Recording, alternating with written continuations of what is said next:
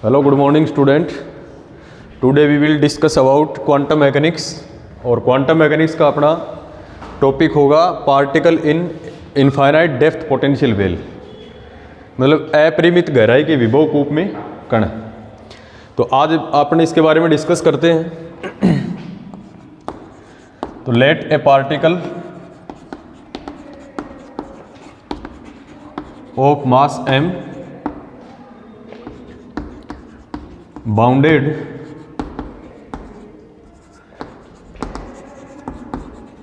inside the potential well। तो अपने पास एक पार्टिकल है जो बाउंड है पोटेंशियल वेल के अंदर, और पोटेंशियल वेल जो है वो इनफाइनाइट डेप्थ का है। इसके अंदर जो प्रॉब्लम है वो सिमेट्रिक होगी।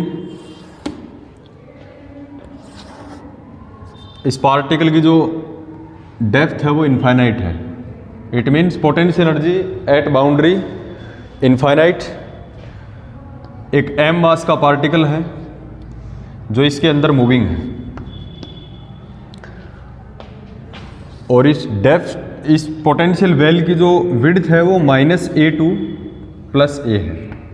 इट मीन्स टोटल विड्थ इसकी 2a है। तो इसके अंदर अपने को पार्टिकल का बिहेव चेक करना है कि श्रोडिंगर इक्वेशन किस प्रकार से होगी और इसका सॉल्यूशन क्या होगा। तो इसके अपन स्टडी करते हैं। तो इसमें जो पोटेंशियल एनर्जी है, potential energy of the particle can be written as,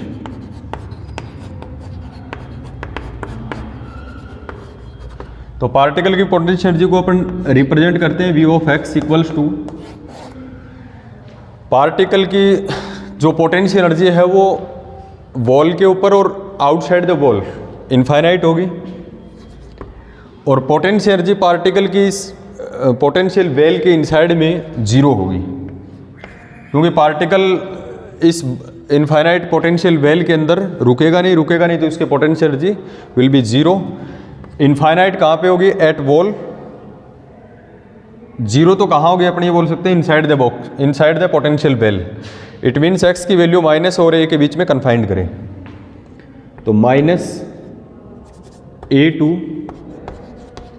a, और इनफाइनाइट होगी अदरवाइज। वॉल के ऊपर बात करें या फिर इस वॉल से बाहर की बात करें, तो इसकी पार्टिकल की पोटेंशियल एनर्जी होगी इनफाइनाइट।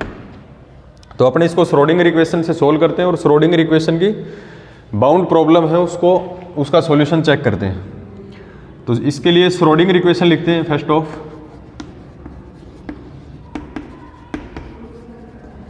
श्रोडिंगर इक्वेशन होती है -h²/2m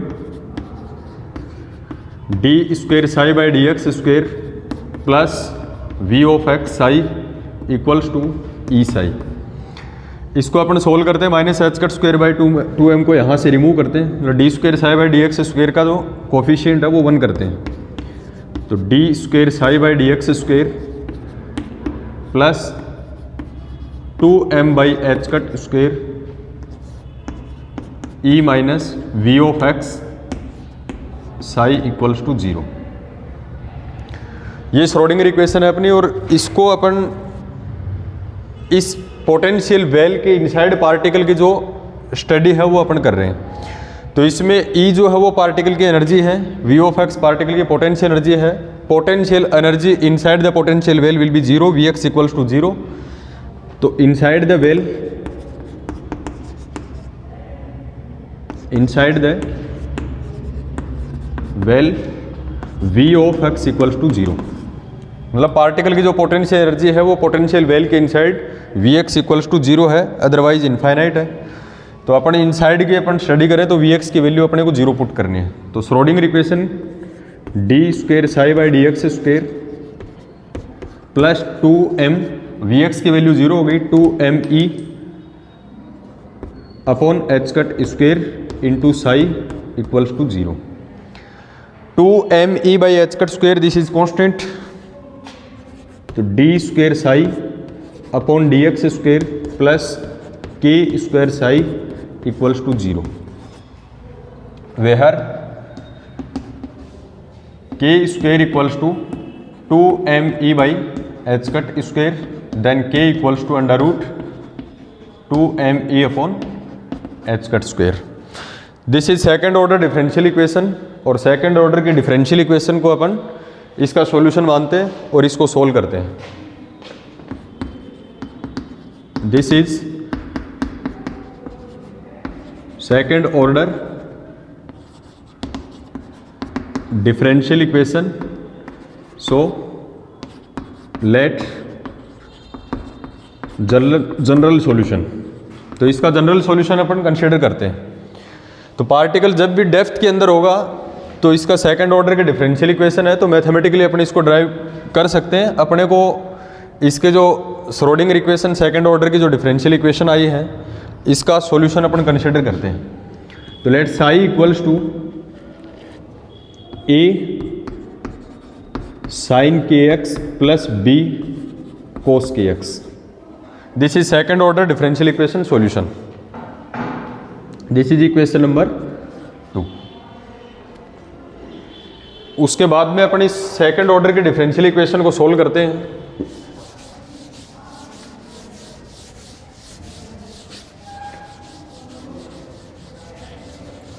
तो इसके बाद में अपन इसको बाउंड्री कंडीशन का यूज करते हैं।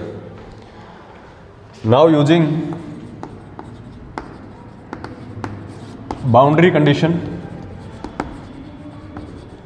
और बाउंड्री कंडीशन अपने पास वेल के अंदर जो वेल अपन ने बनाया था उस वेल के अंदर माइनस ए और प्लस ए के ऊपर बाउंड्री है, और बाउंड्री के ऊपर wave function psi should be 0, क्योंकि बाउंड्री के ऊपर क्या होता है कि पार्टिकल एक बार के लिए रुक जाता है। तो पार्टिकल रुकेगा तो उसके साथ जो मूविंग पार्टिकल के साथ जो वेव होती है उसको भी 0 कंसिडर किया जाता है। तो बाउंड्री कंडीशन के ऊपर psi should be 0 using boundary condition at X equals to plus minus A, क्योंकि अपने पास x equals to plus minus A पर बाउंड्री है, psi should be 0। This is boundary condition in quantum mechanics.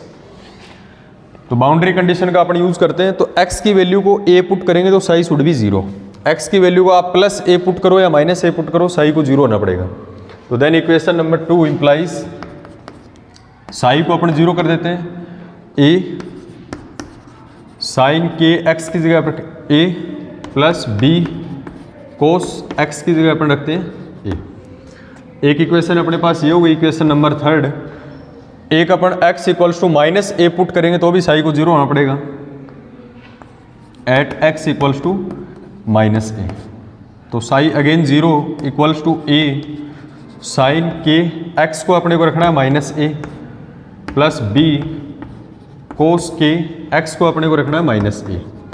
तो इसको अपन solve करें तो this is 0 equals to A, और साइन माइनस थीटा होता है minus sine theta, this is minus sine K A, और cos minus theta will be cos theta, तो plus B cos K A. This is equation number 4। तो equation 3 और 4 को अपने को सोल्व करना है और इसमें आइगन वैल्यू और आइगन फंक्शन को कैलकुलेट करना है। तो इक्वेशन 3 और 4 के अंदर a और b जो है वो कांस्टेंट है, a and b are arbitrary constant. इसके अंदर जो a और b है वो आर्बिट्रेरी कांस्टेंट है। क्वांटम मैकेनिक्स में अपन इसको जनरल सॉल्यूशन से या नॉर्मलाइज कंडीशन से अपन इसको a और b की वैल्यू भी फाइंड कर सकते हैं।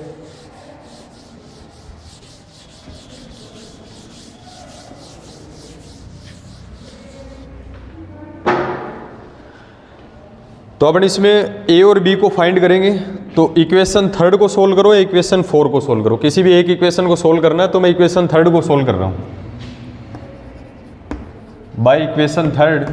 इक्वेशन 3 है अपने पास a sine K A plus b cos K A equals to 0।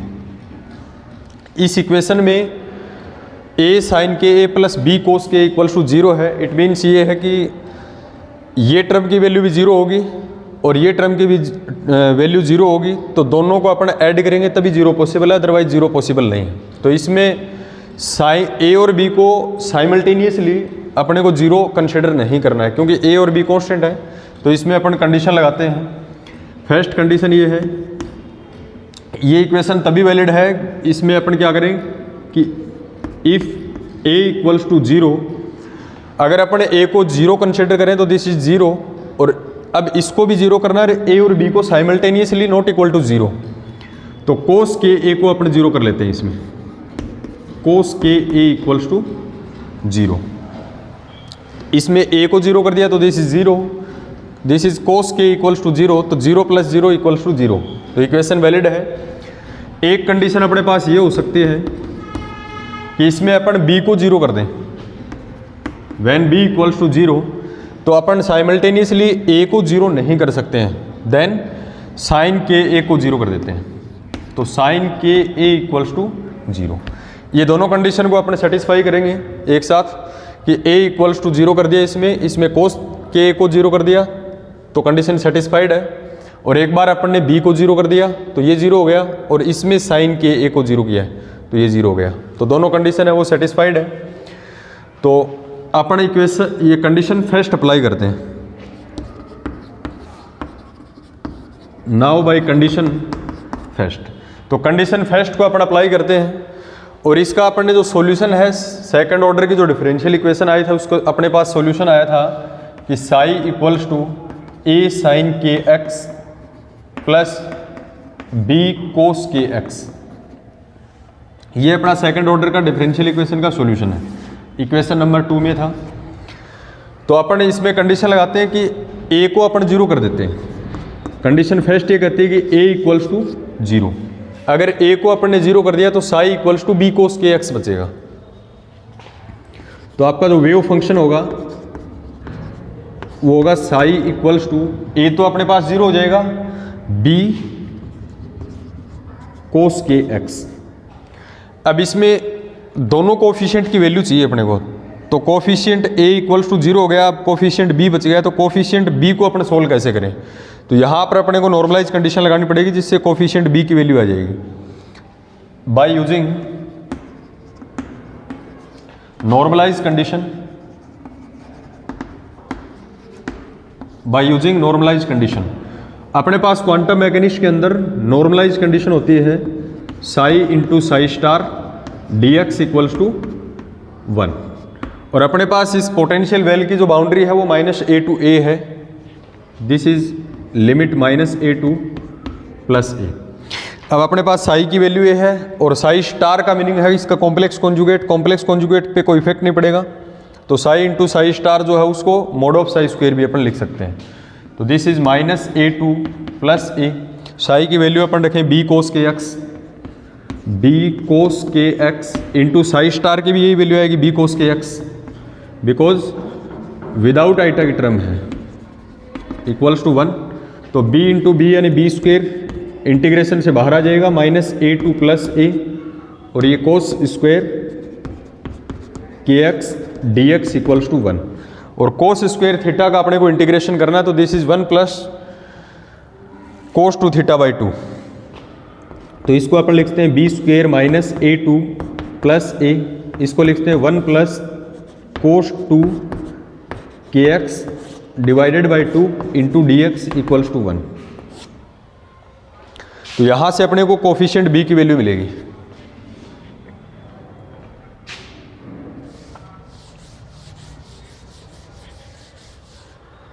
तो इसको अपन सोल्व करें तो b स्क्वायर अपॉन 2 बाहर आ जाएगा, इंटीग्रेशन -2 प्लस a, ये हो जाएगा 1 plus cos 2 k x into d x equals to 1, तो यहाँ से कोस 2 के एक्स का इंटीग्रेशन 0 होगा, लिमिट रखोगे तो 0 आ जाएगा, 1 का इंटीग्रेशन करना है तो x के रेस्पेक्ट में x होगा, b square by 2 this is x, और लिमिट होगी -a to plus a equals to 1,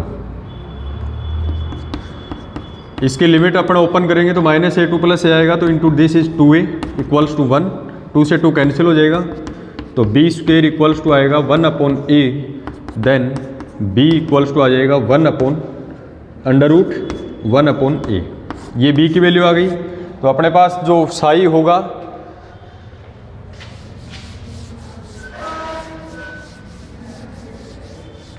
उसकी वैल्यू ये होगी, देन साई इक्वल्स टू, अपने पास इक्वेशन ये थी ए साइन के एक्स प्लस बी कोस के एक्स। तो हेयर कंडीशन अपन ने लगा रखी है कि a equals to 0, a equals to तो अपन ने 0 कर रखा है और b की वैल्यू अपने पास आ गई √1/a। तो wave function then psi equals to a 0 हो गया, दिस इज 0, तो ये हो जाएगा b कोस के एक्स। b की वैल्यू को अपन पुट कर लेते हैं, तो साई इक्वल्स टू b की वैल्यू है √1/a कोस के एक्स। ये अपने पास आ गया आइगन फंक्शन, इसको अपन बोलते हैं आइगन फंक्शन।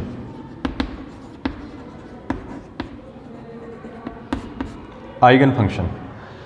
अब फर्स्ट कंडीशन में अपने पास यह कि एक बार अपन ने a को 0 किया था और उसके साथ ही अपन ने कोस के a को 0 किया था, तो इसमें उसको और यूज लेना अपने को साथ में ही।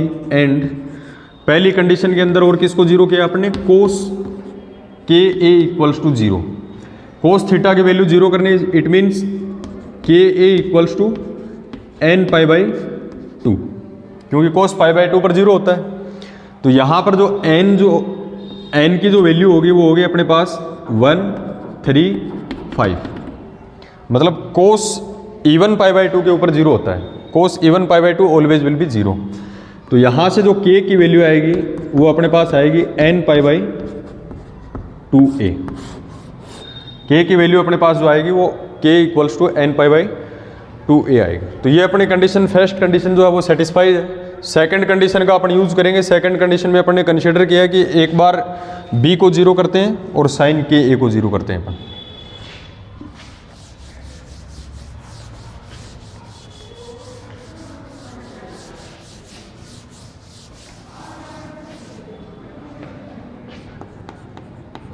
नाउ यूजिंग कंडीशन सेकंड, और कंडीशन सेकंड अपने पास ये है कि b इक्वल्स टू 0 एंड इसके साथ में है sign k a equals to 0। तो b इक्वल्स टू 0 करेंगे तो वेव फंक्शन अपने पास क्या आएगा, साई इक्वल्स टू अपने पास वेव फंक्शन है a साइन के एक्स प्लस b कोस के एक्स। तो यहां से अपने को b को 0 करेंगे तो वेव फंक्शन क्या बचेगा, psi equals to this is 0, psi equals to a sine के एक्स। नॉर्मलाइज कंडीशन से a की भी अपन ने वैल्यू निकालेंगे जिस प्रकार से अपन ने इस b की वैल्यू निकाली, b equals to √1/a, same ही इक्वेशन आएगी नॉर्मलाइज कंडीशन से। तो अपन इसको सोल्व नहीं करेंगे, नॉर्मलाइज जो कंडीशन का यूज करके अपन a की वैल्यू निकालेंगे तो अपने पास आएगा √1/a, जो अभी अपन ने जैसे b की वैल्यू निकाली। तो अपने पास जो वेव फंक्शन होगा साई इक्वल्स टू a की वैल्यू रखें √1/a साइन के एक्स, तो इसको बोला जाता है आइगन फंक्शन।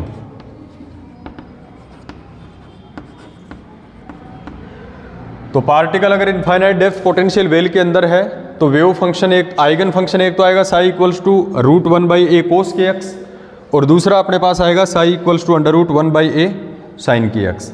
यानी साइन और कोस के टर्म के अंदर अपने पास आइगन फंक्शन होंगे। तो अपने को साइन को कब यूज लेना है और कोस को कब यूज लेना है, तो इसके लिए एक कंडीशन और है कि b इक्वल्स टू 0 है तो इसमें sine k a equals to 0 and sine k a equals to 0, it mean sine theta equals to 0 है तो k a equals to n pi पर 0 होता है। तो अपन n π/2 इसको कंसीडर करें और n की वैल्यू अपन रखें इसमें 2 4 6 ...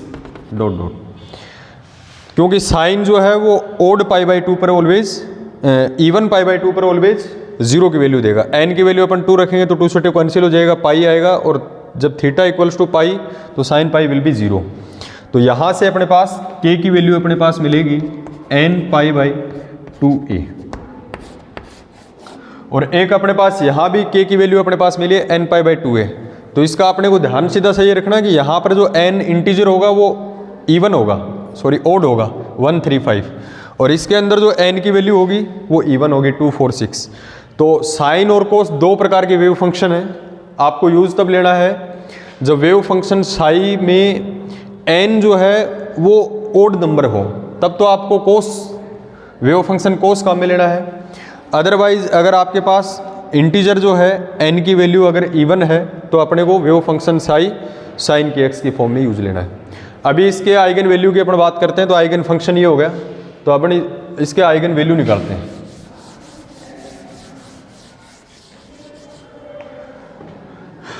अभी आइगन वैल्यू कंसिडर करते हैं अपन, आइगन वैल्यू।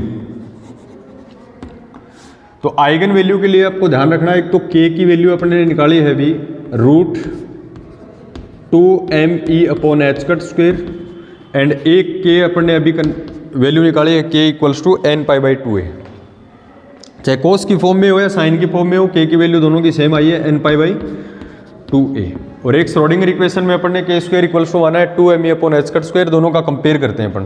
तो यहाँ से अपने पास जो आइगन वैल्यू आएगी उसको बोलते हैं एनर्जी आइगन वैल्यू, क्योंकि E की वैल्यू निकालनी है अपने को। तो इसका कंपेयर करेंगे तो n π/2a = this, so √2me/h² n π/2a। तो यहाँ से एनर्जी E की वैल्यू निकालनी है, तो रूट हटाएंगे तो स्क्वायर लग जाएगा, तो ये हो जाएगा 2me/h² टू, इसका स्क्वायर करेंगे तो n²π²/4a²। और यहाँ से एनर्जी E की वैल्यू निकल के आएगी n²π²h²/, और ये हो जाएगा 8ma²। This is energy eigen value, इसको बोलते हैं energy eigen value, energy eigen value. तो ये अपने पास आपको ध्यान रखना है कि ये तो अपने पास वेव फंक्शन है, इसको बोलते हैं eigen function psi = 1/a sin kx, और ये अपने पास एनर्जी आइगन वैल्यू है E = n²π²h²/8ma²। तो ये अपना टॉपिक था particle infinite depth potential well, जो कंप्लीट हो गया।